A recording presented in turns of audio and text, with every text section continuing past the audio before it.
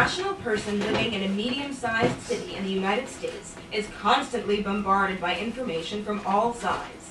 He cannot possibly keep all of the information that is presented to him stored in his head. The price of gas at 17 different gas stations? Who is the guest pastor at a church he doesn't attend? What kind of fertilizer is being used in a cornfield along the highway? How many families have dogs running in their yards? The percentage of subdivisions that is switched to some kind of fiber siding as opposed to vinyl, or what kind of new sandwich the Burger King has. He can only retain information that pertains directly to his own life. Your own life? What is your life? A series of experiences? A collection of information? You have sensory memory, short-term memory, and long-term memory. There are 3 stages of memory usage in the human brain. Encoding, storage, and retrieval. School has been scientifically developed to reinforce these patterns and make them healthy and serve the individual that has them. School gives an individual the tools of organization, distinction, and effort. But the retrieval and use of memorized information and experiential memory.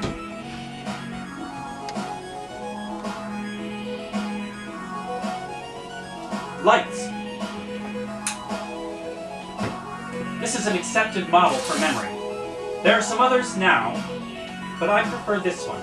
It is very simple and looks like this. The trick is to use bright, flashy things to attract the senses to information here, and then transfer that information to the short-term memory by relating it to personal experiences.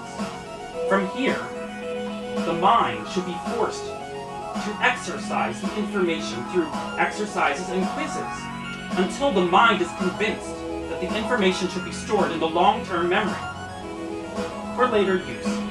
That later use can be on a test, in life, or it may never be used at all.